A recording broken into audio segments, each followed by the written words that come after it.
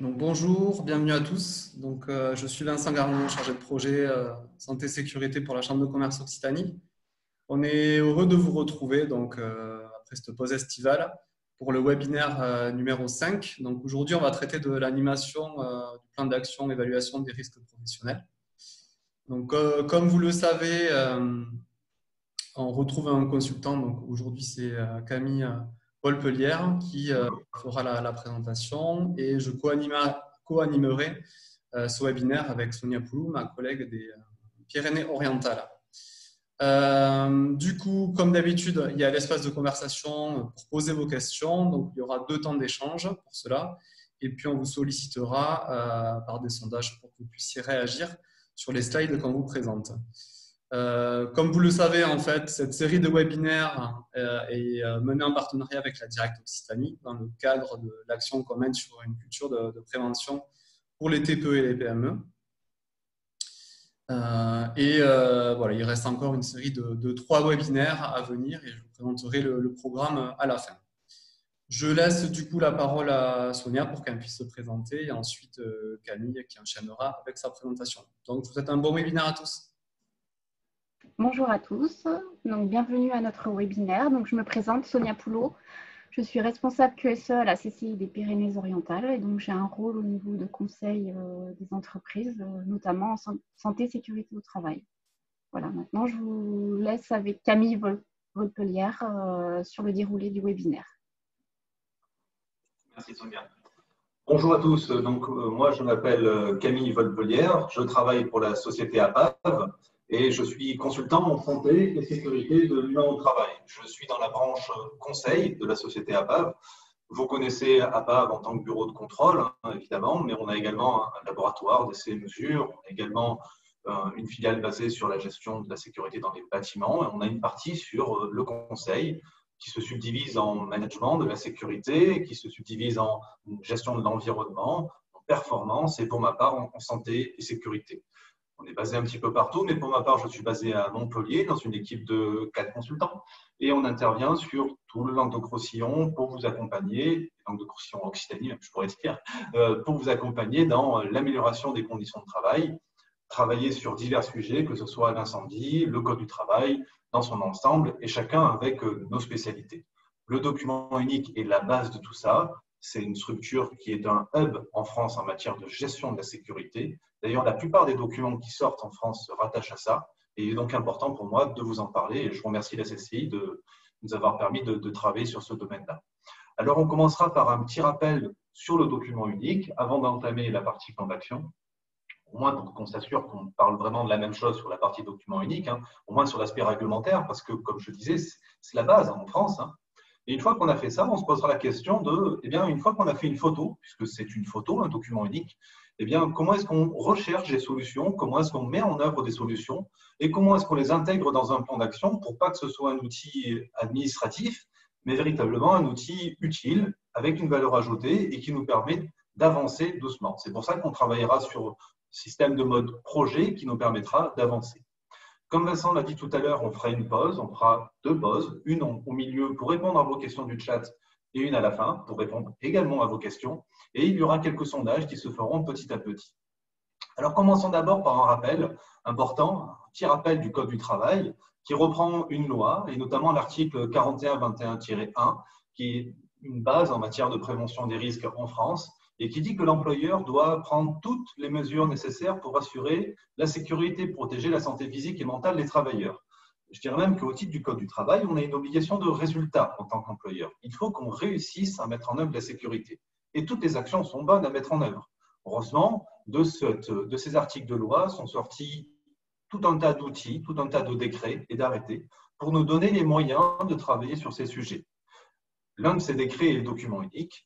Mais dans tous les cas, cette loi et les articles qui en découlent vont suivre une chronologie qui nous vient d'une directive européenne qui est sortie en 1989 et qui va, au-delà de présenter la notion de danger et la notion de risque, on se souvient, un danger, c'est un truc qui peut faire mal, en version simplifiée, mais c'est la propriété ou la capacité intrinsèque à un équipement, à une substance, une méthode de travail, à une procédure, bref, la capacité de quelque chose à faire mal, à blesser, à causer un dommage sur l'être humain. D'accord? Ça, c'est le dommage. Et si, c'est le danger. Et si j'expose un salarié à un danger, eh bien, dans cette zone-là, j'obtiens le risque. Le risque, c'est simplement l'exposition d'un salarié à un danger.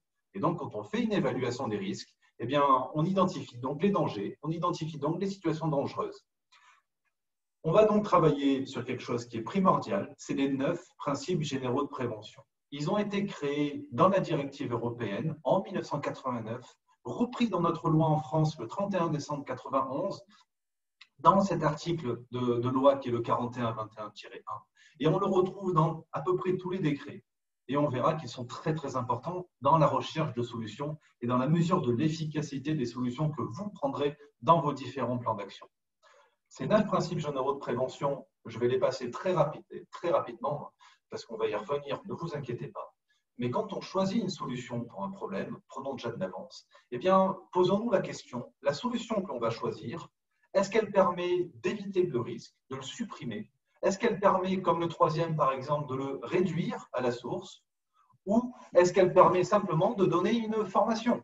Une simple formation qui, on imagine bien qu'en matière d'efficacité, n'aura forcément pas le même résultat que de combattre, d'adapter, etc. Donc, dans la chronologie des 9 principes de prévention, il faut en tenir compte, c'est extrêmement important. Tout ceci nous permet de travailler sur le document unique. Le document unique d'évaluation des risques professionnels, c'est un décret. Donc, un décret, vous vous souvenez, c'est quelque chose qui permet d'appliquer une loi plus opérationnellement, d'un point de vue plus opérationnel. Donc, si on a eu cette loi en 1991, eh bien, on a eu un décret qui est sorti un peu plus tard, c'est vrai, le 5 novembre 2001, mais qui s'est intitulé « Document unique d'évaluation des risques professionnels ». En France, on imposait à toutes les entreprises de plus de 1 salarié, souvenez-vous de l'article que je vous ai montré avant, l'obligation de tout mettre en œuvre pour assurer la sécurité, eh bien, dans toutes les entreprises de plus de 1 salarié, public ou privé d'ailleurs, eh bien, on se doit d'avoir un document unique. Et qu'est-ce que c'est qu'un document unique? Eh bien, c'est une photo, un état des lieux, un recueil de l'ensemble des dangers qu'on va retrouver dans une entreprise, et l'exposition des salariés à ces dangers vont nous permettre de construire une évaluation des risques pondérée en fonction de la fréquence à laquelle ils sont exposés, de la gravité la plus probable, de ce que l'on a pour maîtriser chacun de ces risques, et on va obtenir une sorte de pyramide des risques les plus élevés aux risques les plus faibles. C'est une photo, c'est important de la faire. On verra qu'il y a des mises à jour régulières de ce document. Et si vous avez besoin de vous faire accompagner là-dessus, vous avez les services de santé au travail, la CARSAT, l'OPBBTP dans votre secteur qui peut vous aider, évidemment la CCI, les intervenants en prévention des risques professionnels en lien avec la santé au travail, et évidemment des privés comme nous à PAV, c'est notre corps de métier. Mais tout le monde est compétent pour faire ça parce que le document unique est la base de la prévention en France. Si je ne me trompe pas, vous êtes ici parce que vous avez déjà un document unique et que votre document unique, vous voulez qu'il vous permette d'améliorer les choses de par son plan d'action, qu'il vous soit utile. Alors, il faut savoir qu'un document unique, une fois qu'il est construit, on va faire notre inventaire dans chaque unité de travail et on va intégrer, on va mettre à disposition ce document unique à toutes les personnes qui en ont besoin, que ce soit les agents publics externes de la CARSAT, de l'OPBTP, mais également des travailleurs. Sachez que tous les salariés de l'entreprise doivent pouvoir consulter le document unique. D'ailleurs, si vous avez des managers, eh bien, faites-leur passer. Ils doivent pouvoir l'utiliser, ils doivent pouvoir le manager, ce document unique. Bien. On va retrouver également d'autres annexes à l'intérieur de ce plan d'action, enfin d'autres annexes, et notamment le plan d'action du document unique. Et cet ensemble-là doit être mis à jour régulièrement.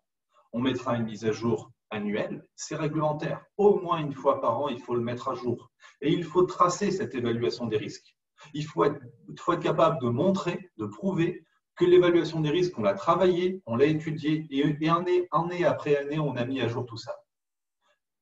Mais dès lors qu'il y aura un nouvel équipement, une nouvelle machine, un changement d'organisation, un accident, un incident, souvenez-vous bien la différence entre un incident et un accident. L'accident, il y a une blessure de l'humain, alors qu'un incident, c'est un aléa.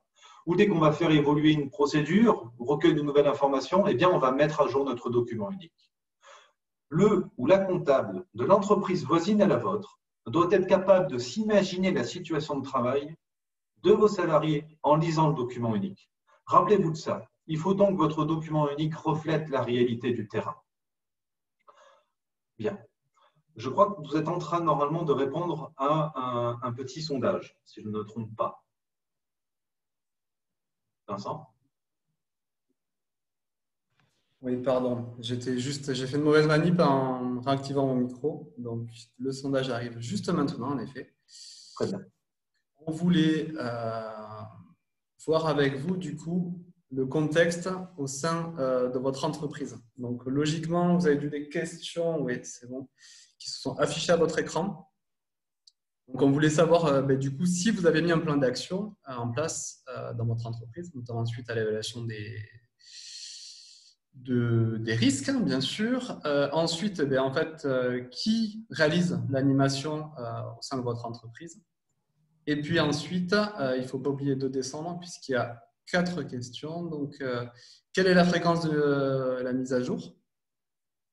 Et ensuite, en gros, voilà.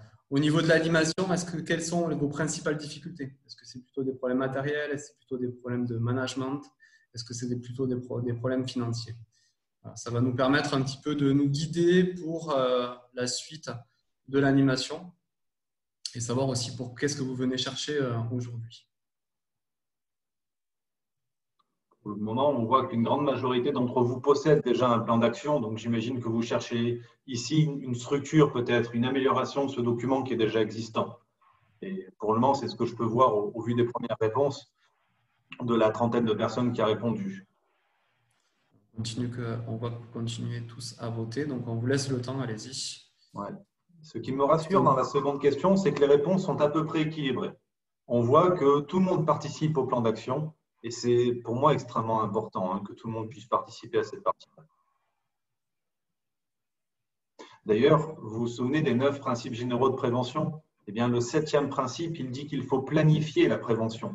Planifier la prévention, c'est un peu le plan d'action du document unique et des plans d'action de manière générale. C'est ce qui va nous permettre finalement de faire intégrer l'ensemble des salariés, mais également les chefs d'entreprise, les services sécurité, de santé au travail, les référents, pour pouvoir travailler ensemble. Et les managers, évidemment. Du coup, on va partager les résultats avec vous.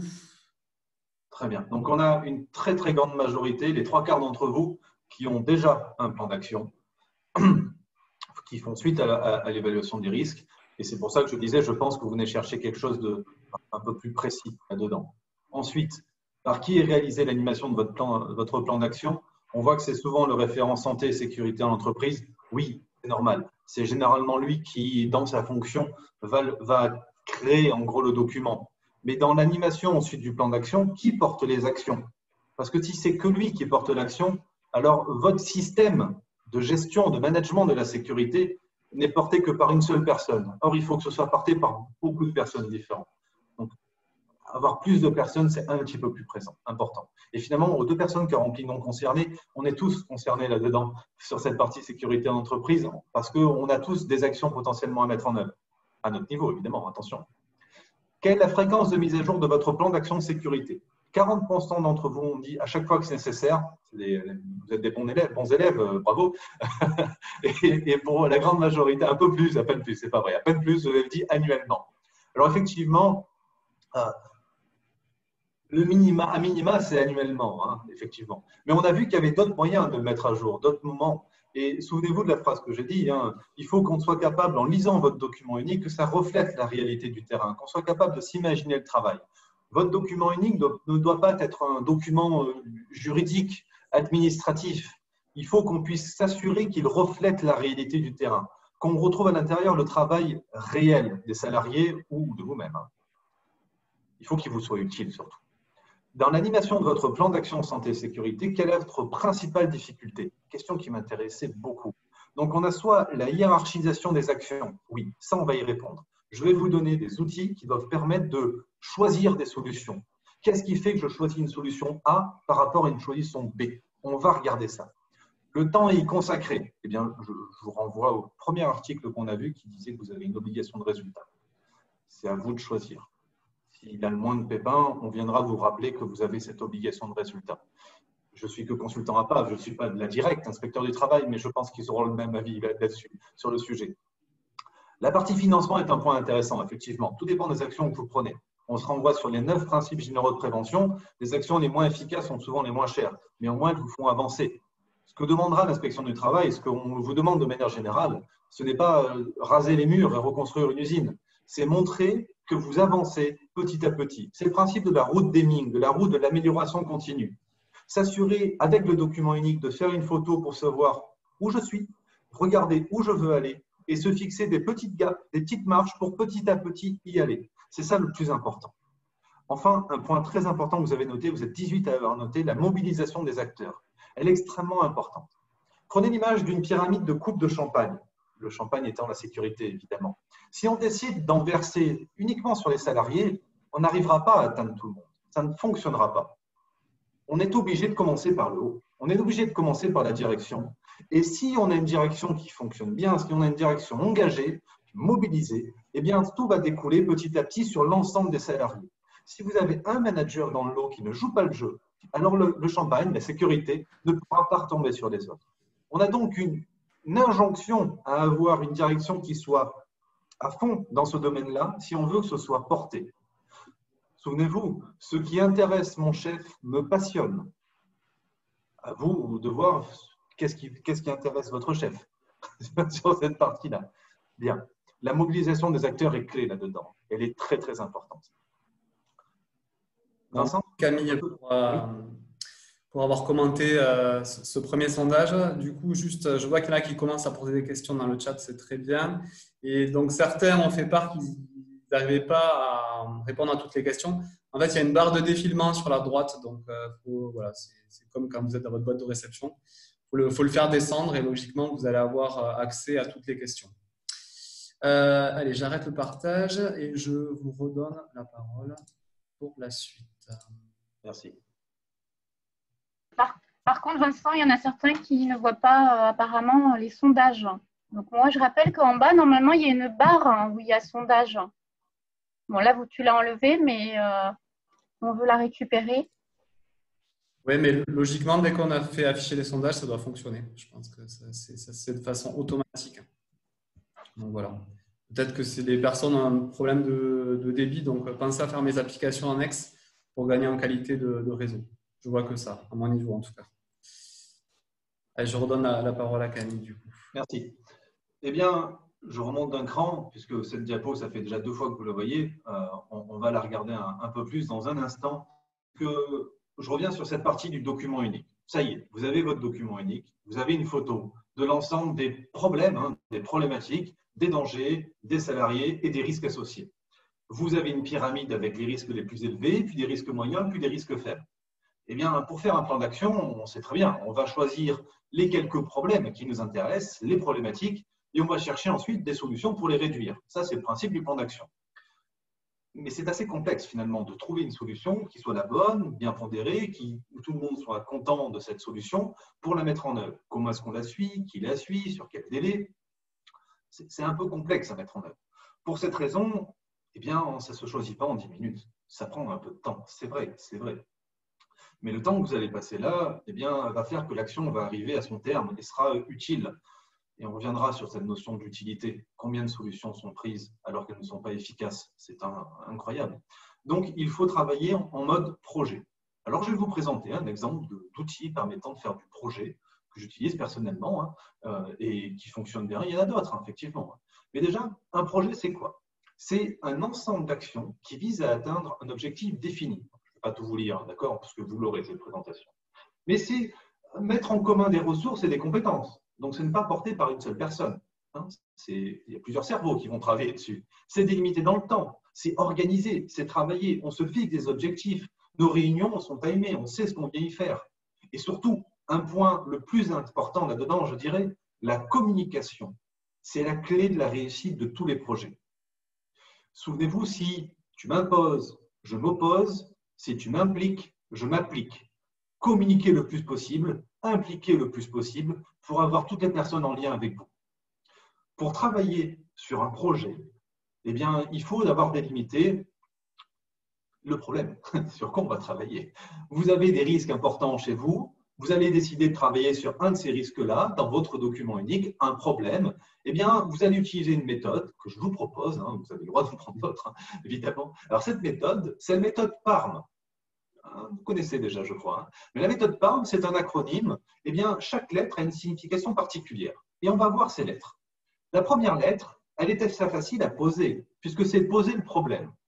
Poser le problème, il suffit de prendre son document unique, de regarder quel est le sujet sur lequel on souhaite travailler et de se dire « Ah oui, ce problème-là, la luminosité sur le parking, on n'y voit rien quand il fait nuit là-dessus. » Eh bien, ça, c'est notre problématique. On en discute, mais normalement, ce temps, il a déjà été passé lors du document unique. Lorsque vous avez échangé avec des gens, vous avez déjà identifié le risque lié à la circulation sur le parking lorsqu'il y a un manque de luminosité. On arrive bientôt au changement d'heure. Donc ça, c'est poser le problème. Une fois qu'on a fait ça, on se met autour d'une table avec des personnes concernées, à 50, hein, attention. Hein. On va regarder une personne, par exemple, le conseiller prévention. Vous en avez tous normalement, un conseiller prévention. On va regarder une autorité, donc un chef d'entreprise ou un de ses managers, hein, et un membre du CSE, si vous n'avez. Déjà, ça fait 3 personnes, ça fait beaucoup. Et c'est déjà pas mal. Et ces personnes-là vont se poser la question, eh bien, qu'est-ce qu'il y a autour de ce problème? Analyser le contexte, ça ne prend pas 3 minutes. Hein. Ça peut prendre beaucoup de temps. Il y a des méthodes pour ça. Le QQCCP, ça doit vous parler. Hein. Mais c'est se poser la question, je reviens sur ma luminosité par exemple sur le parking, eh bien combien de personnes l'empruntent?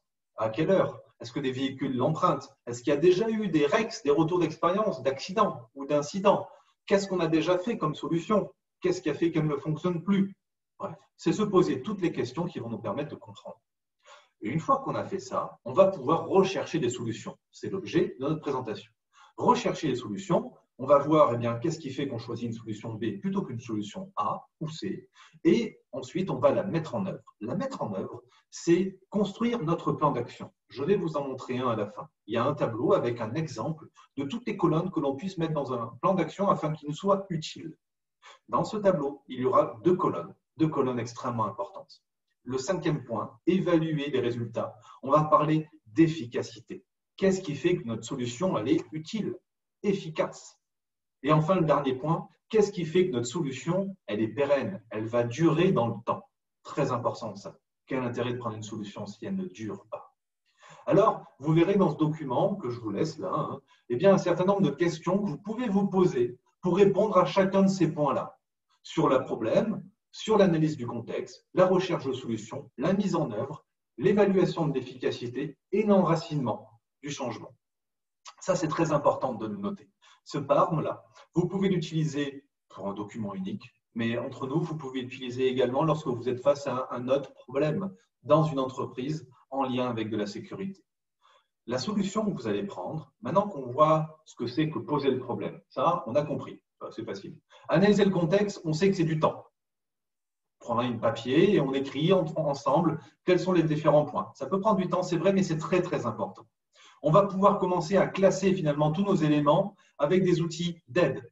Par exemple, se poser la question si les solutions qu'on envisage dans notre recherche de solutions, eh bien, elles sont d'ordre humain, d'ordre technique, matériel, hein, liées à l'organisation des procédures, par exemple, hein, ou par exemple si elles sont liées à l'environnement de travail. Cette diapo-là, vous la connaissez, vous l'avez déjà vue. On appelle ça également le HOT, humain, organisation, technique, environnement. On a également une autre moyen de le dire qui est l'ITAMAMI, individu, tâche, matière, milieu. Les 5 M, c'est tout un tas d'outils qui nous permettent de classer finalement l'ensemble des éléments que l'on aura eh bien, pour savoir si on arrive à trouver dans les différents points, dans les différentes familles. Nos solutions, si je trouve une solution qui coche uniquement la case de l'humain, c'est bien, hein, mais si elle arrive à cocher la case également du matériel et de l'organisation et de l'ambiance, finalement, votre solution, plus elle va cocher des cases dans ces différents points, plus elle sera efficace. Et on revient à un autre point, évidemment, on en a parlé tout à l'heure, les 9 principes généraux de prévention. Plus votre solution est sur le haut du panier, plus elle est efficace. Plus elle est sur le bas, moins elle l'est. On va prendre des exemples pour expliquer ça. C'est important de suivre cette partie-là. Le premier point, c'est d'éviter le risque. Si vous avez une solution qui vous permet de supprimer le risque, je donne un exemple, on va en donner d'autres, mais je vais en trouver un autre. vous avez à travailler sur une machine sur laquelle il y a de l'électricité, juste un câble qui arrive. Si en amont, vous séparez le câble, vous ouvrez le câble et vous vous assurez évidemment avec une belle consignation que ça ne revienne pas. Vous êtes assuré d'avoir coupé la partie électrique et de pouvoir travailler sereinement. Vous avez supprimé le risque. Évidemment, quelqu'un qui fait de la manutention manuelle, si à la place de ça, on met un chariot, par exemple, où on n'a même plus à soulever les charges, on a supprimé le risque. Si on n'arrive pas à supprimer le risque, parce que vous me direz, ça c'est facile à faire, mais dans un monde magnifique, dans le reste du monde, on travaille quand même, et si on ne peut pas supprimer le risque, on va devoir l'évaluer. Second principe général de prévention. Le second principe général de prévention, c'est évaluer les risques. Cette évaluation des risques, c'est votre document unique d'évaluation des risques. Il est intégré dans ce second principe général de prévention qui remonte à l'Europe. Attention, nos amis européens ont la même chose que nous. Combattre le risque à la source, eh bien, on descend un petit peu au niveau d'efficacité, mais on va retrouver des exemples. Vous avez des salariés qui soulèvent des charges de 40 kg, faites-leur soulever des charges de 20 kg. Si vous y arrivez, vous aurez combattu le risque à la source. Je vous donnerai d'autres exemples également. Adapter le travail à l'homme, c'est toutes les règles liées eh bien, à l'ergonomie au poste de travail, notamment dans le choix des écrans, dans le choix des postes, dans le choix des outils également, pour qu'ils soient le plus adaptés aux personnes. Tenir compte de l'évolution de la technique.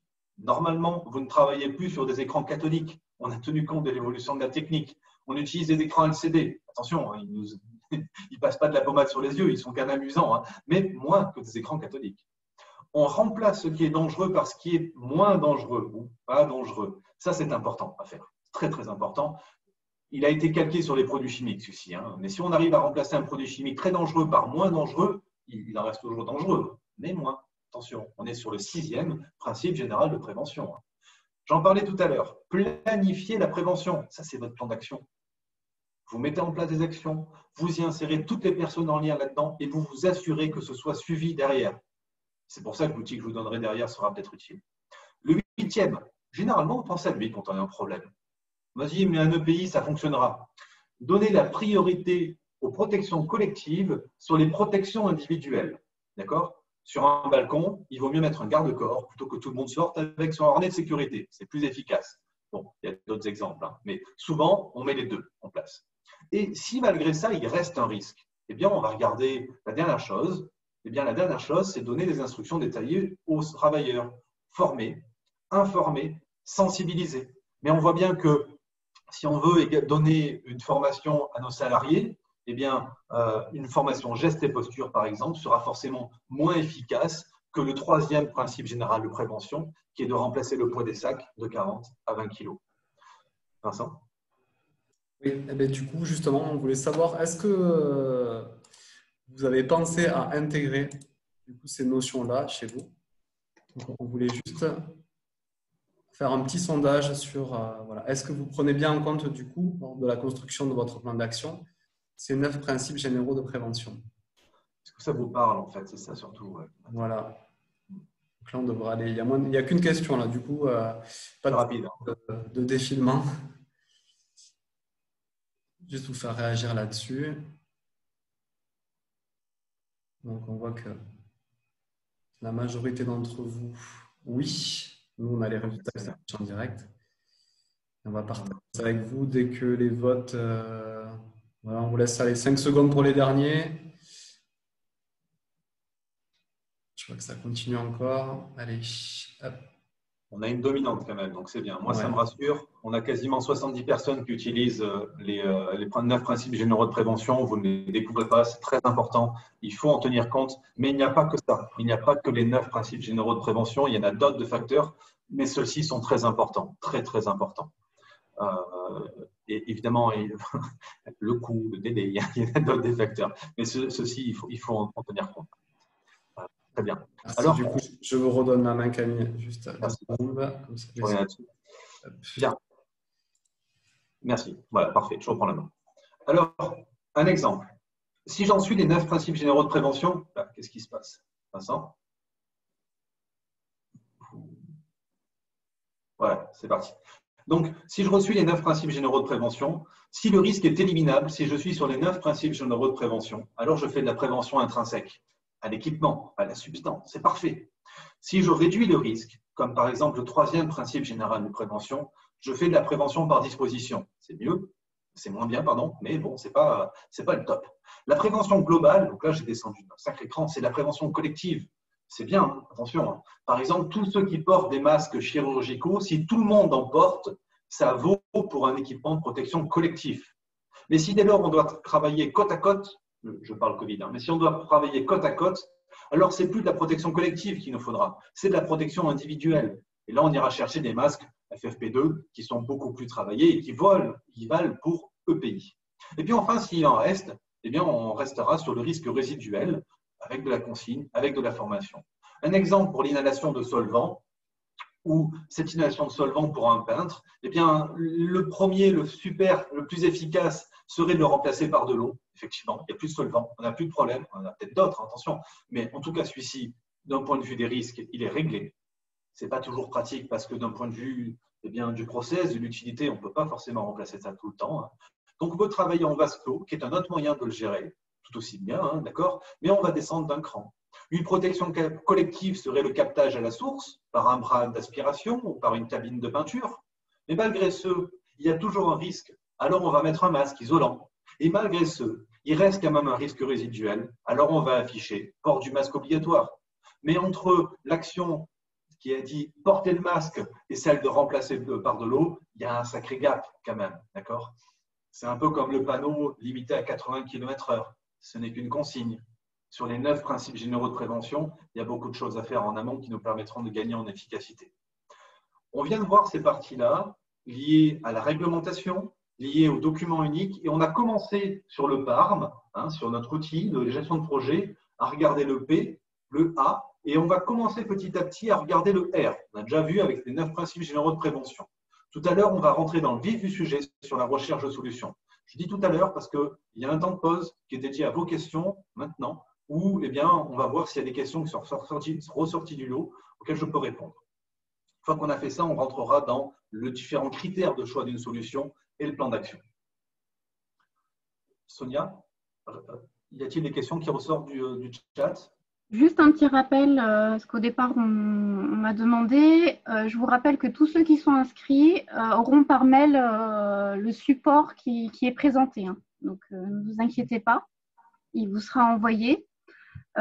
Sinon, pas beaucoup de questions. Une remarque intéressante de M. Chevalier sur le choix des mesures de prévention. Il dit qu'il faut vérifier que ce qu'on a choisi ne crée pas de problème. Donc, effectivement, donc ça, on va en parler un petit peu plus tard par rapport à la mesure de l'efficacité.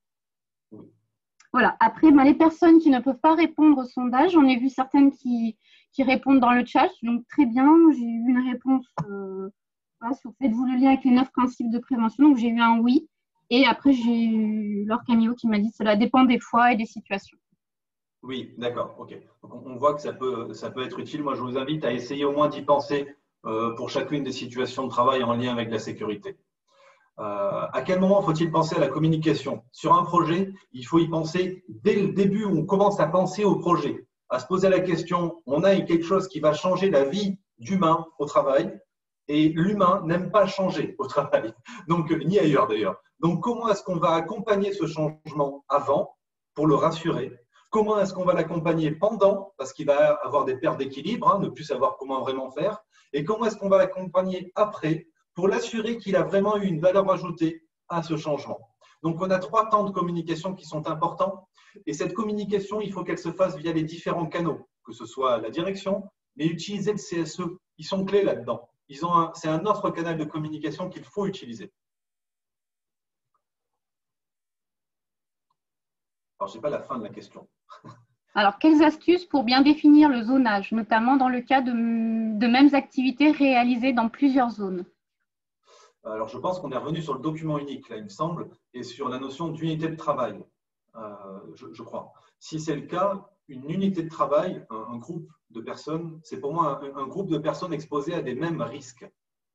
S'ils travaillent dans différentes zones, mais qu'ils sont amenés à avoir les mêmes risques, on peut les mettre dans les mêmes moments de vie. Moi, j'appelle ça des moments de vie. Mais si on peut, dans ce cas, les mettre dans la même unité de travail. On dérive un peu. Mais c'est vraiment ça. Hein. C'est cette notion d'unité de travail qui est clé. Les peintres, on va les mettre ensemble, même s'ils travaillent sur différents ateliers. On mettra les spécificités liées aux différents ateliers. Il faut par contre que le manager des peintres soit capable d'accueillir un nouveau peintre en sortant son document unique et en lisant le document unique. Et en le lisant, il verra la vie d'un peintre dans les différents ateliers dans votre entreprise, parce qu'on parle de moment de vie. Vincent, est-ce que vous voulez bien lancer le sondage pour les critères, s'il vous plaît? Ok, désolé, à chaque fois que je reprends le son, ça fait sauter la slide. Alors, vous avez, pendant que vous le lancez, oui, vous pouvez le faire par métier. Moi, j'aime bien le faire comme ça. Mais vous avez aussi la possibilité de le faire par machine, si c'est plus clair pour vous, hein, ou par zone. Je trouve ça plus utile de le faire par métier ou par équipe, parce qu'au-dessus d'une équipe, il y a un manager qui a une obligation de résultat envers son équipe. Et le seul outil qu'il a pour manager la sécurité, c'est le document unique. Il va pouvoir faire participer ses salariés qui vont s'y retrouver dans le document unique, s'il est correspond bien au réel. Hein. Et cette culture de la sécurité va pouvoir se développer. Culture qui nous manque, hein. Elle existe dans toutes les boîtes, hein. Mais il faut qu'on arrive à la développer. Il y a plusieurs manières de faire, mais dans ce cas, je vous renvoie vers Vincent, vers Sonia ou vers moi, mais plus tard, pour travailler sur ce document unique et répondre à vos questions. Du coup, au niveau du sondage, voilà. Pour enchaîner sur la partie suivante, et en lien avec ce qu'on vient de dire, donc lors du choix de vos questions, en fait, combien de critères vous permettent de définir si votre solution est la bonne? Donc, 3, 5 ou 7. Donc, on entend par exemple le critère financier. Est-ce que c'est que les solutions, le financement qui va jouer? Est-ce que c'est le critère du management? Est-ce que c'est le critère du moyen? Est-ce que voilà, combien de critères en moyenne prenez-vous en compte pour valider l'efficacité de votre solution? Il y a déjà eu un peu de spoiler. On a montré quelques solutions juste après, en effet. Mais du coup, ça va nous permettre voilà, d'enchaîner, de voir quelles sont justement les thématiques qu'on peut prendre en compte. Et ensuite, comment les hiérarchiser dans le choix final. Vincent, si vous souhaitez, je vais essayer de fermer le sondage quand ça sera terminé et de garder la main pour peut-être éviter du coup que ça bascule sur les diapos suivantes. On peut essayer ça comme ça. Comment ça doit fonctionner? Merci. Donc, 35 personnes pour moi qui ont répondu sur 71 et on voit qu'on a une grosse dominante des 3 facteurs. Alors, c'est une question qui est compliquée. Hein. Normalement, il nous faut bien 5 minutes pour réfléchir sur 2 solutions différentes. Hein. Par exemple, le manque de luminosité. Vous avez la possibilité de donner des petites lampes frontales à vos salariés, de mettre des grands spots lumineux ou accrochés ou de mettre des marquages au sol lumineux, bioluminescents. C'est 3 solutions différentes. Qu'est-ce qui fait qu'une solution est meilleure qu'une autre? Sur quoi on va dire on part sur celle-là ou sur une autre? Est-ce que c'est que le coût? Est-ce que c'est que le délai? Est-ce que c'est que les 9 principes généraux de prévention? On y revient, ils sont toujours là, ceux-là. Mais est-ce qu'il y en a d'autres? Voilà. Donc, il y en a au changer de parking de place, voilà, effectivement, il peut y en avoir d'autres également, mais attention à ne pas causer d'autres problèmes. C'est un des critères, hein, celui-là. Un de vos collègues en faisait partie tout à l'heure. Alors, on a terminé. Voilà, on a 67% des gens qui en ont que sur 3 critères. Et puis, on en a un petit peu sur 5 ou sur 7. Quelques-uns ne sont pas concernés pour ça. Et pourtant, ça serait intéressant que vous puissiez participer là-dessus.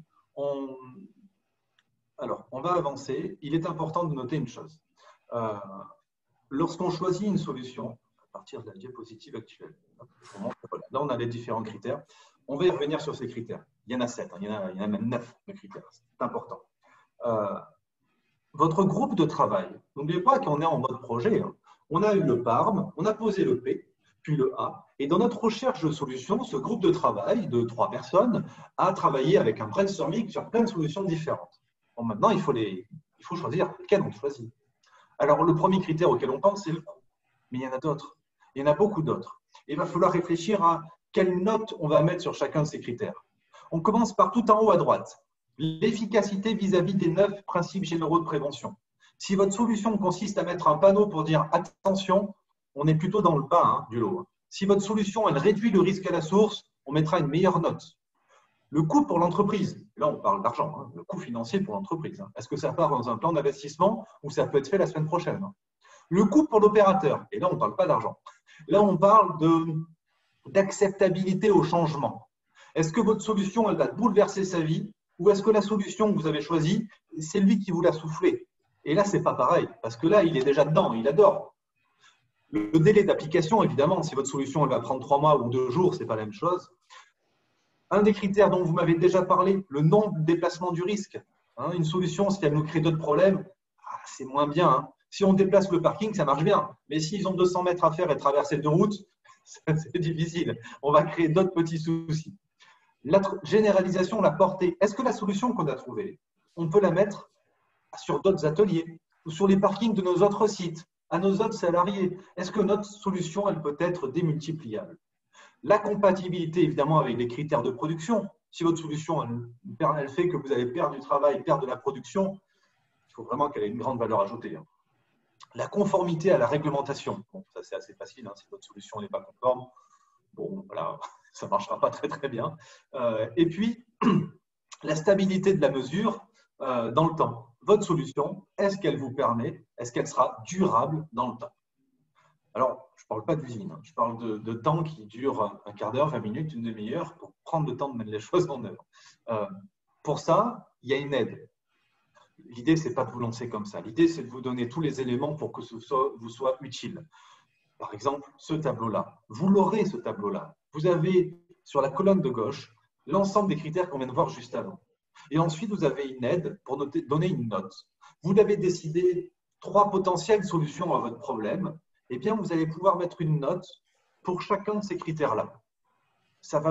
L'idée, c'est de donner une aide à la décision. C'est pour ça que c'est intéressant. Il existe d'autres tableaux dans ce genre. C'est un parmi certains, parmi d'autres. Hein. Mais je voulais vous le présenter, celui-ci. Parce qu'on va pouvoir donner une note. Et si on doit le présenter à un collectif, comme par exemple l'ensemble de vos décideurs dans la TPE de 15 personnes, ou à vos décideurs dans une entreprise plus importante, eh bien, on pourra présenter très rapidement ce tableau, refaire le PARM, hein, donc présenter le P, une synthèse du A, de l'analyse du contexte, une synthèse, hein, parce qu'on n'est pas là pour refaire l'histoire, mais dans le R, on présentera les critères sur lesquels on s'est basé pour choisir notre solution, et on présente un tableau de synthèse, c'est tout, qui propose 3 solutions. On les pondère chacune d'entre elles avec les notes que l'on aura mis dans chacun de ces critères, et on a une note finale qui nous dit bah, c'est celle-ci la meilleure, pour telle et telle raison. Et là, on a un choix. Là, on a fait le R qui est la recherche de solutions. D'accord? C'est important de travailler là-dessus parce que ça nous permet d'ordonner les choses, de dire quelle est la solution est meilleure par rapport à une autre. Vous pouvez le faire au nez, hein, ça marche très bien. Hein. Moi, j'ai des clients aussi qui le font comme ça, mais qui ensuite vont mettre des pondérations supplémentaires. On parlait de usine à gaz tout à l'heure. Eux, ils se complexifient encore plus les choses. Mais ça fonctionne, ça permet d'avoir une aide à la décision. Et si toutes les personnes en lien avec le problème partagent cette décision, c'est un commun accord. On se met d'accord pour dire qu'on là, dans notre exemple, on ferait la solution 2 plutôt que la solution 3. Vincent ? Alors du coup, tout à l'heure, justement, on parlait de roue de Deming. C'est notre dernier sondage. Comment, en fait, tout simplement, testez-vous ou pas l'efficacité de vos solutions. Donc, on fait aussi le lien avec, on fait aussi le lien voilà, avec la remarque qui a été faite tout à l'heure. Est-ce que du coup, la solution, elle ne crée pas d'autres problèmes? Donc, il est important juste de vérifier voilà, l'efficacité de vos solutions et pour nous permettre de rebondir juste derrière, il nous semblait important de poser cette question. C'est important parce que chez de nombreux de mes clients où ils mettent en œuvre des solutions, que ce soit des grands groupes ou des petites entreprises, attention, hein, c'est même plutôt le cas dans les grosses boîtes d'ailleurs, où on met en place des solutions et on s'aperçoit 2-3 mois après, et on ressentit, hein, c'est avec des réunions en discutant que finalement ce qu'on a mis en œuvre ne fonctionne pas. Nulle part on avait écrit, prévu, réfléchi à un critère qui va nous permettre de mesurer l'efficacité de notre solution. On prend en place une décision, on prend une décision de mettre en place une chose, et est-ce qu'on a réfléchi à 2-3 semaines après d'un moyen, par un quiz, par un échange, par un test, par une mesure, par une réunion, de s'assurer que ce soit efficace? Ce n'est pas le cas partout. Vous le faites peut-être au vu de nez, oui, au ressenti, auprès des échanges, mais est-ce que c'est tracé? Est-ce qu'on s'en assure par un outil particulier? Je vous le souhaite, je vous l'espère, j'espère, et on en a 25 d'entre vous qui disent oui. C'est important de le faire, continuez là-dessus. Et le petit conseil que je vous dirais en tant qu'auditeur, c'est de le tracer. Ça sera important parce que dans des entreprises qui veulent être masées ou qui veulent peut-être obtenir une certification ISO 45001 maintenant, c'est important de le tracer. Alors, vous avez ici les quelques étapes de la route d'Emile ou d'un plan d'action qui nous permettent d'avancer petit à petit. Il existe d'autres outils comme pour se poser des questions. Décidément, à chaque fois, ça revient là-dessus. Alors, on revoit finalement le QQ au QCCP qui permet de se poser ces questions-là pour intégrer un plan d'action, tout simplement. Et enfin, un exemple tout simple de plan d'action. Je vous conseille un peu moins, mais il fallait quand même l'afficher. Le simple problème, le simple plan d'action que l'on a là, c'est la liste, notre numéro d'action. Le constat finalement, c'est le P, le problème lié. Et puis le R, c'est la description de l'action. Voilà. Quand est-ce qu'on a décidé de la débuter? Quand est-ce qu'elle a été finie? Le responsable pour l'action et s'il y a des observations. Ça, c'est le minimum à faire. J'en présenterai un juste après que je vous invite à suivre parce qu'il est, je trouve, un peu plus utile. En tout cas, c'est ce que moi j'utilise chez mes clients. Il est un peu plus détaillé et il est utile dans des cas d'organisation du travail. On revient sur cette diapo. Je voulais juste revenir, moi, sur cette partie de remise à jour derrière. On a dit que le document unique et le plan d'action, ils doivent être mis à jour au moins une fois par an. Mais dès lors que vous allez réfléchir à un nouvel équipement, pensez déjà à intégrer le CSE si vous avez plus de 11 salariés là-dedans, mais il faudra mettre à jour le document unique. Du moment que la vie des salariés, de vos salariés change, vous devez mettre à jour le document unique. Et de fait, le plan d'action doit être mis à jour. Votre plan d'action doit pouvoir donc permettre de suivre l'avancée des actions pour qu'il soit à jour en permanence, pour qu'il vous permette de communiquer auprès de vos salariés, ou pour que vos managers puissent communiquer auprès de leur équipe les avancées des solutions. Surtout si c'est eux qui ont proposé des actions d'amélioration et que c'est revenu, peut-être que eux, les salariés sur le terrain, ont participé à des groupes de travail et que ça redescend là-dedans. Oui, une caisse de clôture aussi, ça peut être intéressant. On verra derrière un plan d'action qui peut être un peu plus utile. On va le voir tout de suite, d'ailleurs. Ici, vous avez un plan d'action que moi j'utilise, avec un exemple que je vous ai donné. Alors, il est comme ça, mais sachez que les 3 lignes que l'on voit là, normalement, elles sont sur Excel et que c'est un peu plus long. Ça ne rentrait pas sur un PowerPoint. Alors, la première colonne que l'on a, c'est la date à laquelle vous avez enregistré cette action. Tracer les choses. À quel jour, à quelle date on a enregistré pour la première fois cette action qui fait suite à un document unique, pourquoi pas, ou à un accident, ou à un échange avec le CSE. On met cette date-là. Puis on met la date de mise à jour, parce que cette action, elle est peut-être très complexe à mettre en œuvre, et il faudra la mettre à jour peut-être régulièrement. Et au moins, eh bien, vous pourrez tracer le fait que vous avez une évaluation des choses. La colonne qui suit, c'est le numéro d'action lié au document unique. Alors, il faut y voir à travers la source, plutôt. Le numéro d'action du document unique, c'est si votre document unique est numéroté. Si vous travaillez sur un Excel avec des numéros de ligne, ça peut être intéressant de faire le lien avec ça. Mais si la source, elle est d'origine accidentelle, j'allais dire, suite à un accident du travail, vous avez fait un arbre des causes, l'arbre des causes permet d'identifier des problèmes, et de ces problèmes, vous avez recherché des solutions. Avec le PARM, eh bien, vous allez écrire que c'est dû à un accident du travail. La source est importante pour organiser les choses. Ensuite, on a le P. Le P du PARM, la problématique. On reprend la situation dangereuse identifiée. L'exemple que je vous propose est le suivant, assez courant d'ailleurs. Les salariés sont exposés tous les jours à un manque de luminosité sur le parking, entraînant un risque de chute de plein pied. On le comprend. Vous avez remarqué qu'on ne dit pas quand, on ne dit pas à quelle heure, on ne dit pas combien de personnes, on ne donne pas tout. Ça, c'est juste le P, la problématique. Le A, l'analyse du contexte, c'est autre chose. Le secteur, le poste, l'atelier, le site concerné, ça aussi, le but, c'est juste d'avoir une ordre d'idée de quoi on parle, où est-ce qu'on se situe. L'action qui a été décidée. Une fois que vous avez fait le R de la recherche de solutions, vous savez le tableau qu'on a vu avant, et vous avez décidé que c'était cette solution qu'il fallait choisir selon des faits, des critères pondérés et utiles, eh bien, on décide de prendre cette action. Installer 12 spots lumineux, pourquoi pas? On fixe une date de début et un délai. Alors, ça sert à quoi de fixer une date de début? Le délai, on comprend bien. Mais la date de début et la date de délai, elle fait du lien avec le responsable de l'action. En anglais, on parle de owner, parce que des responsables d'action en France, on en a pour tout et pour n'importe quoi, et au final, plus personne ne l'est. Le owner, c'est celui, non pas qui fait l'action, c'est celui qui porte l'action. C'est celui qui, en cas de pépin, il doit rendre les comptes. Ce n'est pas forcément que le responsable sécurité.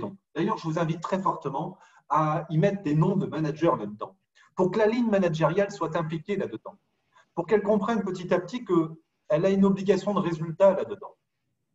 Et pour un responsable d'action, avoir une date de début et un délai, ça lui permet d'ouvrir un planning et de dire « Ok, c'est à cette période-là que cette action doit être faite ». Alors, le délai replanifié, c'est parce qu'on est en France. Et que, voilà, c'est difficile d'avoir une action qui se termine des fois dans les délais. Ensuite, on a 2 colonnes, le coût et la durée de l'opération. L'un ou l'autre, ou les deux, peu importe. Si vous utilisez ce document en tant que programme annuel de prévention, hein, à faire valider par le CSE, en tout cas à donner leur avis, ou à intégrer dans la base de données économiques et sociales, hein, si vous avez un CSE, eh bien, il faudra donner un ordre d'idée du coût. Mais un taux horaire, un nombre d'heures peut marcher. Moi, j'aime bien le nombre d'heures. À vue de nez, hein, attention, on ne veut pas un truc précis, mais on imagine qu'il faut à peu près tant de jours de travail pour poser les 12 spots lumineux, eh bien, peut-être 25 heures de travail. Eh bien, ça permet à Elian, dans notre exemple de responsable d'action, de dire qu'entre le 20 novembre et le 21 janvier, il faut qu'il ait défini, pardon, avant novembre et janvier de l'année prochaine, il ait défini 25 heures sur le planning d'un de ses salariés pour réaliser cette action. Et là, on a un plan d'action qui ne nous permet pas simplement de suivre les choses, mais de s'assurer dans le temps, de planifier les actions à mettre en œuvre et de s'assurer que tout soit bien organisé et traité. Il nous reste 2 critères à traiter. Vous savez, les 2 E que l'on a dans le PARM. Le premier E, c'est le critère d'efficacité. Ne confondez pas avec l'avancement de c'est fait ou c'est pas fait. Hein. Là, on parle vraiment de qu'est-ce qui me permettra de dire que mon action est efficace et utile. Dans notre exemple, il aura fallu faire une mesure avant et faire une mesure après, hein, avoir installé les spots, et là, ça fonctionnera. Dans beaucoup d'exemples, on va faire passer des petits quiz 2-3 semaines après pour s'assurer que ça fonctionne. L'efficacité est une des choses que je vois le moins mise en œuvre dans mes entreprises. Vous faites des actions de sensibilisation auprès de vos salariés. Est-ce que vous vous assurez que vous ne faites pas du travail pour rien? Est-ce que vous vous assurez, quelques semaines après, par un petit quiz, par des petites questions, par un échange, que ce que vous avez fait, les gens ont retenu quelque chose, que ça a été efficace, utile? Ben, pas tant que ça, en fait. Hein. Pas tant que ça. C'est important de le tracer en plus, parce que ça montre qu'il y a eu une boucle, il y a eu une route d'émine. L'avancement de l'action, alors là, elle est à 100%, elle devrait être à 0 puisque l'action n'a pas démarré, mais c'est sur des actions qui sont très longues. Par exemple, sur les 12 spots lumineux, il fallait peut-être 1 an pour les installer, pourquoi pas. Eh bien, à chaque fois que vous allez réouvrir ce plan d'action et que vous allez le suivre avec le CSE, par exemple, hein, eh bien, vous allez pouvoir montrer le pourcentage d'avancement de l'action. Ça permet de cadrer les choses, de suivre les choses. C'est important, je trouve. Enfin, il reste le dernier E du PARM, l'action d'enracinement de l'action. Qu'est-ce qui fait que votre action va être pérenne dans le temps? Elle va durer. Eh bien, comment enraciner le changement sur une action très opérationnelle, assez technique de luminosité sur le parking? Eh bien, on peut faire un contrôle de maintenance quelques mois après l'installation. Traçons les choses sur un papier juste pour s'assurer que ça éclaire bien, quoi. Ça fonctionne bien, ça marche. Il n'y a pas eu de panne derrière. Et comme ça, on pourra boucler petit à petit les choses. Ce plan d'action, alors c'est une grande ligne bleue sur un Excel, et on descend ligne après ligne, et on va pouvoir le suivre eh bien, au moins 1 fois par an. Mais quand vous voyez la manière dont il est construit avec les différentes colonnes, on se rend compte que finalement, ce plan d'action, on le suit au fur et à mesure en fait, que les actions s'incrémentent. À chaque fois qu'on a une nouvelle action, on l'intègre. À chaque fois qu'on a un point avec le responsable de l'action, il va venir, il va nous dire comment ça avance. Et tout est très cadré. C'est tellement cadré que c'est difficile d'en déroger. C'est aussi pour ça que c'est intéressant. Voilà. Bien. J'ai terminé de vous présenter cette action. Si je résume un petit peu tout ce qu'on a vu. On a vu la partie réglementaire. On a décliné cet aspect réglementaire en document unique et on a commencé à regarder quels sont les critères qui nous permettent de dire qu'on va prendre cette solution-là plutôt qu'une autre. Ça, c'était les 9 critères que l'on a vus juste avant. Et parmi ces 9 critères, il y avait les 9 principes généraux de prévention. Et au-delà de vous faire une liste à la Prévert de critères et de vous dire ben, débrouillez-vous avec ça, je vais vous donner un tableau qui vous permet de donner une note à vos différentes solutions pour chacun des critères. Ne faites pas ça pour 25 solutions, hein. Vous allez prendre un temps fou. Hein. Sur ces 25 solutions, vous allez en choisir 2 ou 3. Vous faites cet exercice-là juste pour dire ben voilà, on a défini 3 solutions, c'est celle-ci qui ressort. Peut-être même que selon souvent le budget, hein, vous choisirez de prendre les 3 parce qu'on aura une action court terme, moyen terme et long terme. Et ça sera intégré dans un plan d'action. Et là, vous voyez un exemple de plan d'action qui permet eh bien, de cadrer les choses, de s'assurer que ce soit fixe et que les gens avancent derrière. Je vous renvoie à ce que l'on a vu tout au début. et de la pyramide de coupe de champagne, hein. Si tout en haut de votre direction, elle ne s'assure pas que ce soit suivi, elle ne met pas une impulsion là-dessus, alors vous pouvez être assuré que ça ne fonctionne pas. Ça ne fonctionnera pas si vous n'avez pas une direction qui y croit et qui travaille là-dessus. Tout dépend de quelle est la priorité pour elle. Et c'est très important, hein. C'est vraiment crucial d'avoir une direction qui est impliquée là-dedans. Ce qui intéresse mon chef me passionne. Si elle veut juste avoir quelque chose de réglementaire, le petit plan d'action que je vous ai montré avant, il suffit, hein, voilà, c'est à peine réglementaire, ça passera, hein. Si vous voulez quelque chose qui vous soit utile et que vous ne perdiez pas du temps à le faire pour faire du pur réglementaire, alors ce document peut être une bonne base de travail à adapter ensuite dans votre contexte pour que ça vous soit utile. Tout à l'heure, je voyais une personne qui se décrivait comme une entreprise de 15 personnes. Peut-être qu'il y a certaines colonnes que vous pouvez enlever ou peut-être même que vous allez en rajouter pour que ce soit le plus adapté à vous. Je vous propose d'ailleurs d'échanger maintenant sur ce sujet. On est sur un deuxième temps de questions. J'ai vu passer quelques bulles avec des questions. Je n'ai pas répondu en live parce que j'étais en train d'expliquer. On a le temps de pouvoir répondre à vos questions.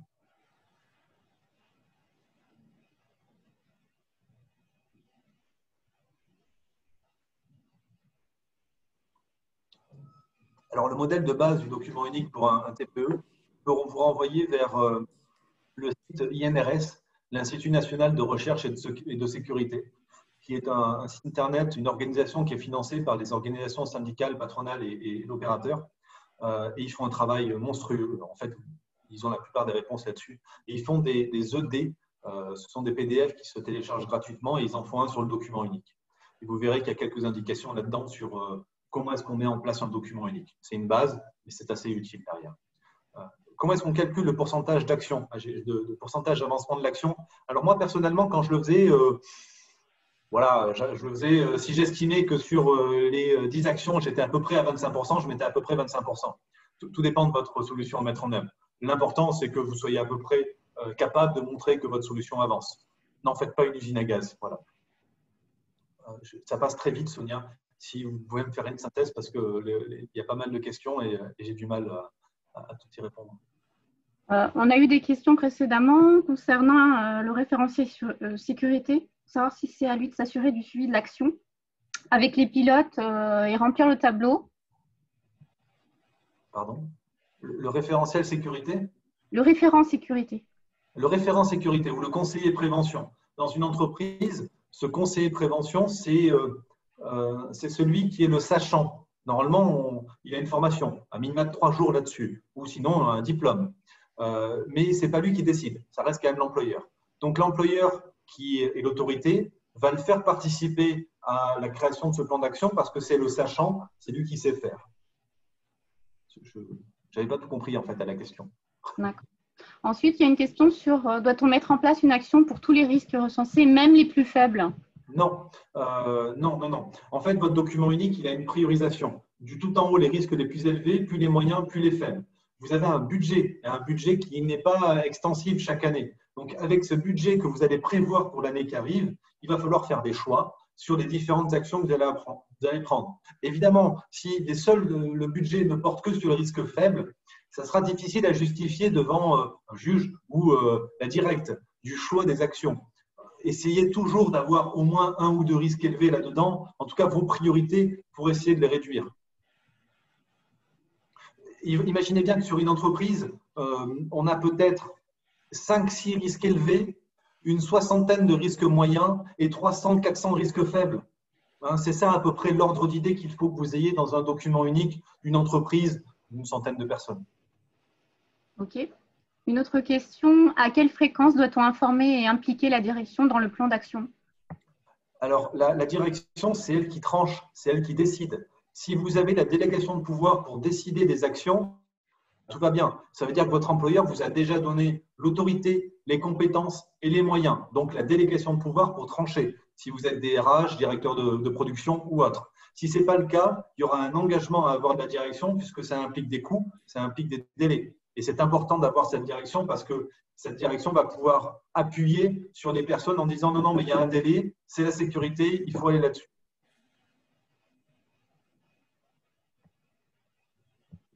Tous les risques doivent-ils être réévalués tous les ans? Alors, Oui, bien évidemment. En fait, on met à jour le document unique. Donc, on met à jour le document Même si on n'a pas de solution, je veux dire. Alors, on a dit tout à l'heure qu'un risque identifié dans le document unique, eh bien, s'il n'y a pas forcément de solution à mettre en œuvre et qu'il est faible, on va le laisser comme ça. À mon avis, on peut à minima faire le 9e principe général de prévention, qui est de la sensibilisation sur cette partie-là. Souvenons-nous que en matière de formation non obligatoire, le Code du travail dit qu'il faut les faire aussi souvent que nécessaire.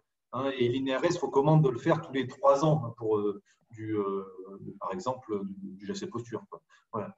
Donc, s'il n'y a vraiment aucune solution possible, essayez d'en discuter avec des conseillers externes dans l'entreprise qui vous apporteront un petit peu plus de conseils là-dedans, parce qu'on ne pourra pas tolérer le fait que vous avez réfléchi un peu et puis ça ne fonctionnait pas, alors vous avez laissé tomber. Puisque ce n'est pas méchant, hein, c'est de dire simplement que dans le Code du travail, il y a une obligation de résultat. Ce n'est pas une obligation de moyens, hein, c'est qu'on a l'obligation de réussir. Et donc, il faut essayer de mettre en place des choses. On a aussi une question, mais plutôt sur l'évaluation des risques, sur la méthode de cotation, fréquence, gravité, voilà. Alors, soulève des questions. Ouais, le document unique, n'oubliez pas qu'il n'y a jamais que fréquence et gravité. S'il n'y a que fréquence et gravité, votre document unique, vous allez le faire une fois et il ne bougera plus jamais. Et du coup, il sera inutile. Il y a un 3e critère qui est primordial, qui est la maîtrise des risques. Ça signifie qu'il y a une colonne qui s'appelle moyenne prévention existant. Vous vous souvenez de la case avec l'humain, l'organisation, la technique, les ambiances de travail? Eh bien, on va dire pour chaque risque, pour chaque moment de vie de salarié, qu'est-ce qu'on a mis en œuvre pour se protéger de ce risque-là? Quels sont les moyens de prévention? Et on va mettre une note là-dessus. Et quand on va multiplier fréquence par la gravité, par la maîtrise, on obtiendra un risque net qui tient compte des moyens de maîtrise. Et en fait, chaque année, la fréquence, c'est rare qu'elle change. La gravité la plus probable, elle change aussi très rarement. Par contre, les moyens de maîtrise existants, eh bien, ils changent parce que vous allez faire des formations, modifier la technique, et donc la note de maîtrise change. Et dans un document unique, ce qui change là-dedans, c'est la pondération de la maîtrise du risque. OK. Autre question, combien de temps on peut consacrer au suivi du plan d'action? Puisque c'est vrai, les managers sont souvent peu disponibles. Tout dépend de l'entreprise, j'ai envie de dire. Vous avez normalement au moins 6 réunions du CSE dans l'entreprise. Il y en a au moins 4 dans l'année qui doivent traiter en tout ou partie de sécurité. Ça veut dire qu'il y a un minima 4 temps dans l'année où il faut présenter le plan d'action sécurité au CSE pour lui montrer que vous avancez, parce qu'il a un droit de regard là-dessus, un droit de regard obligatoire d'ailleurs. Et donc, ça veut dire qu'à minima, une fois tous les trimestres, vous pouvez avancer sur les choses.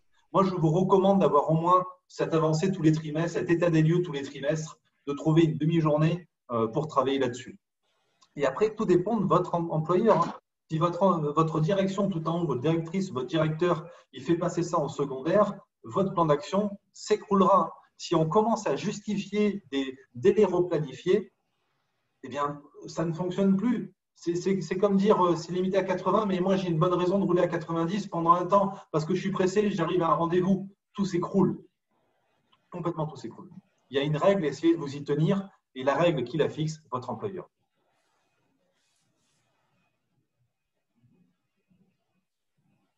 Oui, autre question par rapport aux animateurs sécurité. On me demande comment faire en sorte que les responsables des actions s'occupent de mettre en œuvre ces solutions. Alors, très bonne question. Dans les responsables des actions, on va définir ceux qui sont en lien avec les actions.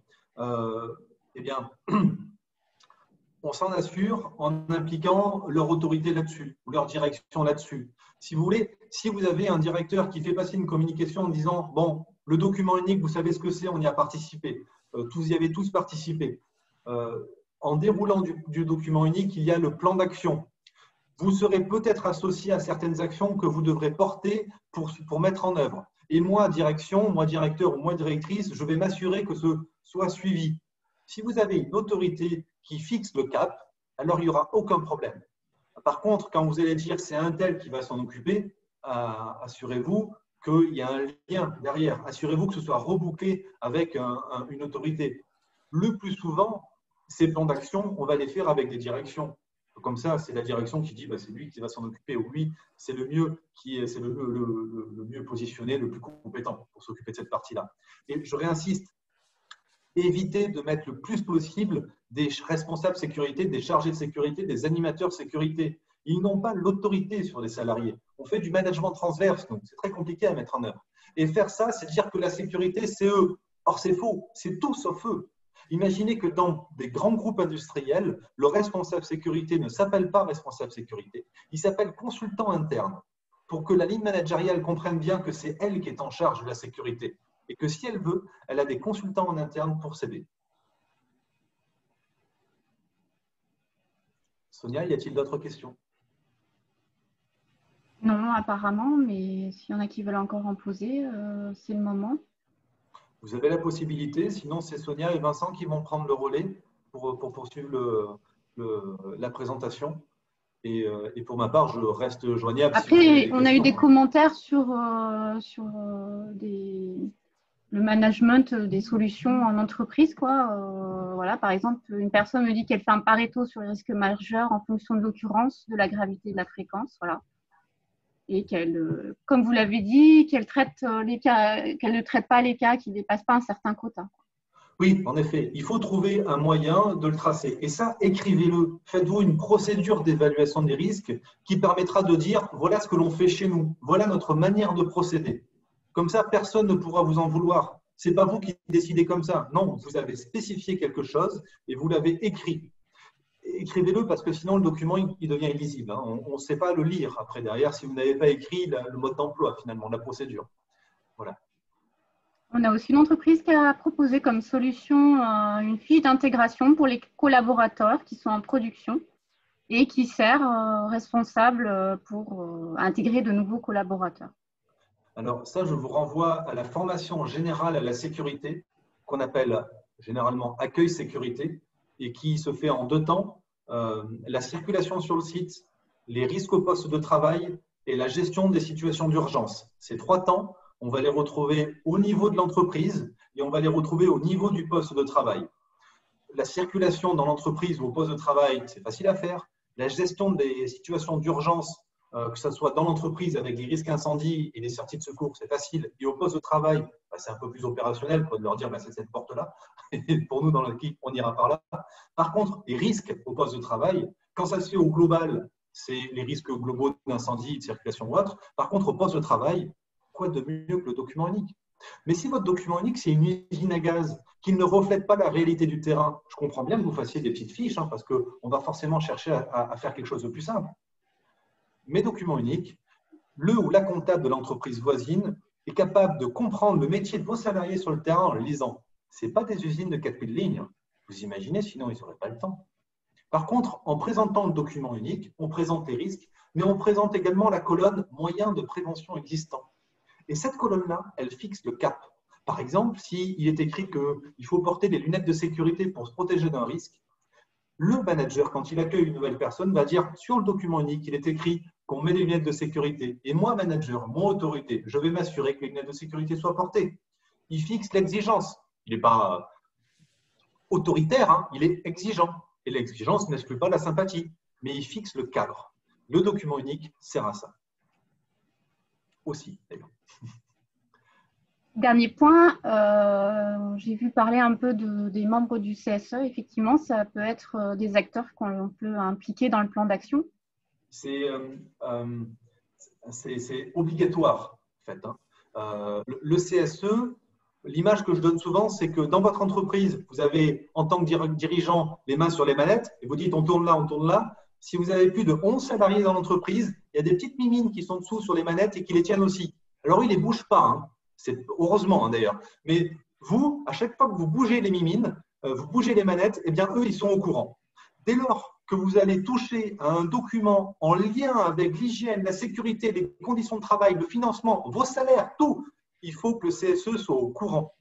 Et d'un point de vue de la sécurité, il faut qu'il donne son avis du moment que vous bougez quelque chose. Et oui, c'est le CSE, c'est le droit français. C'est important. Donc, souvenons-nous de la phrase « si tu m'impliques, je m'implique et si tu m'imposes, je m'oppose ».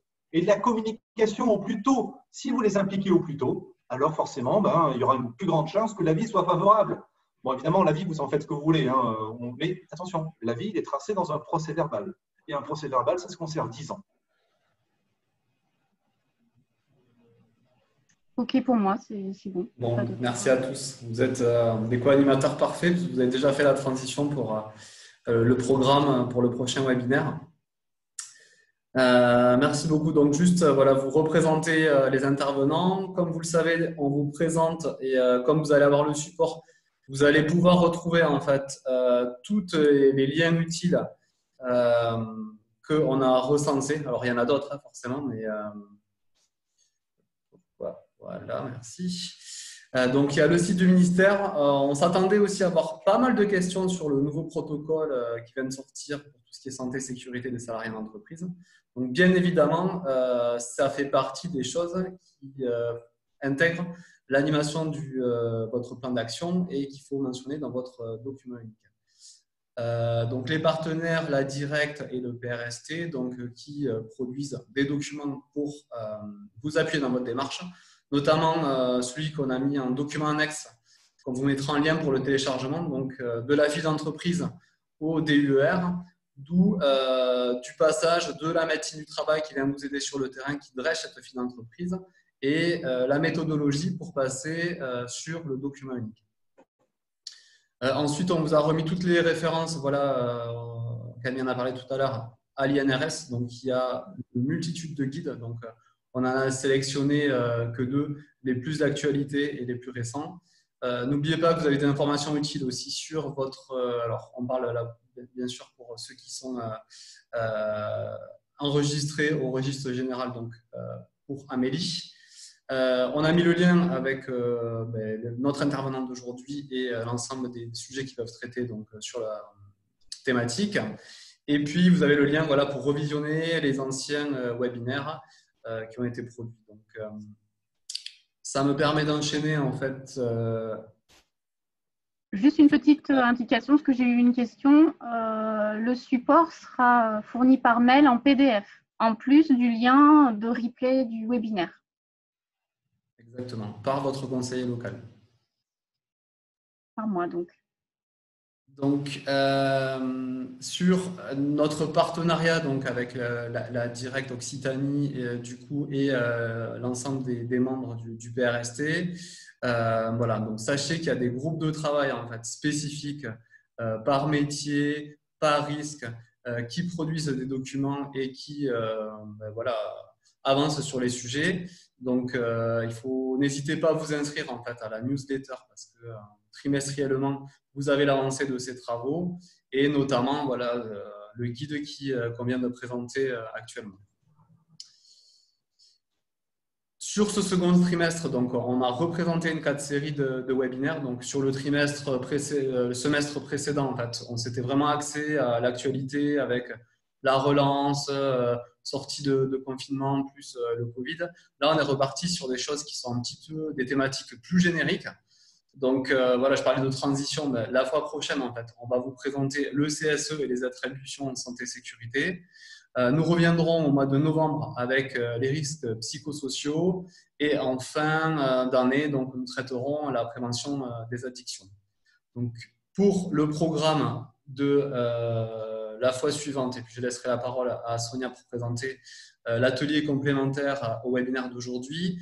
Donc, le 8 octobre prochain, toujours sur le même créneau horaire, donc 14h30, il y aura une présentation du coup de la Directe qui va revenir sur un petit peu tout ce que prévoit le Code du travail sur les attributions santé-sécurité du CSE. Donc, avec les missions en fonction notamment de l'effectif, puisque en fait, on fait vraiment le distinguo entre les plus de 11 jusqu'à 50 et les plus de 50. Les modalités d'exercice, bien sûr, les informations et les consultations obligatoires. Le droit à la formation, puisque c'est aussi du coup la Directe qui accrédite en fait les organismes qui ont le droit de former, donc nous toucherons un petit mot.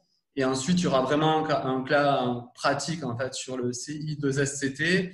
Donc ça, c'est réservé uniquement aux entreprises de plus de 50 personnes. Et puis, on aura la chance aussi d'avoir un retour d'entreprise, donc une DRH qui viendra présenter sa démarche, ce qu'elle a mis en place, comment c'est réalisé aujourd'hui dans l'entreprise. Et voilà, éventuellement, on pourrait échanger avec elle aussi sur qu'est-ce qui a fonctionné et les difficultés qu'elle a pu éventuellement rencontrer. Donc, avant de passer la parole à Sonia, donc, merci à l'ensemble des CCI collaboratrices, aux partenaires, notamment Direct Occitanie et les acteurs du PRST pour notre aide. Merci à Sonia et merci à Camille pour leur intervention sur ce webinaire. Je laisse Sonia du coup présenter un atelier qu'elle a souhaité mettre en place et auquel elle va vous convier pour justement aller plus loin sur cette animation du plan d'action. Et ensuite, voilà, je vous mobiliserai juste 2 minutes pour le dernier sondage, comme d'habitude, qui est le questionnaire de satisfaction. Voilà. Alors, suite à ce webinaire, nous organisons donc un atelier sur la même thématique, le suivi du plan d'action de l'évaluation des risques professionnels. Donc, il aura lieu le 29 septembre à 14h30 à Perpignan. Donc, nous avons un maximum de 8 personnes au niveau des inscriptions, si on le fait en présentiel. Donc, pour l'instant, on ne sait pas, vu le contexte sanitaire, si on va le maintenir en présentiel. Après, si on le fait sous forme de visio, donc on verra si on peut élargir le nombre de participants. Voilà, donc cet atelier est financé par la Direct. Et donc, on aura dans une première partie le suivi de l'élaboration d'un plan d'action à partir de constats de votre document unique.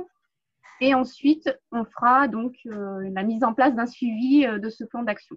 Voilà, donc ce sera avec Camille Volpelière qui effectivement reprendra après la méthode que l'on a vue aujourd'hui pour la mise en place d'un plan d'action. Je ne sais pas si vous voulez rajouter quelque chose, Camille. Non, c'est parfait, c'est exactement ça. On travaillera avec vous sur vos cas afin de vous accompagner concrètement pour que vous ayez un outil qui vous soit utile à l'avenir. Voilà, donc n'hésitez pas à vous inscrire. Donc vous avez mes coordonnées. De toute façon, on fera une communication, je pense, régionale sur cet atelier.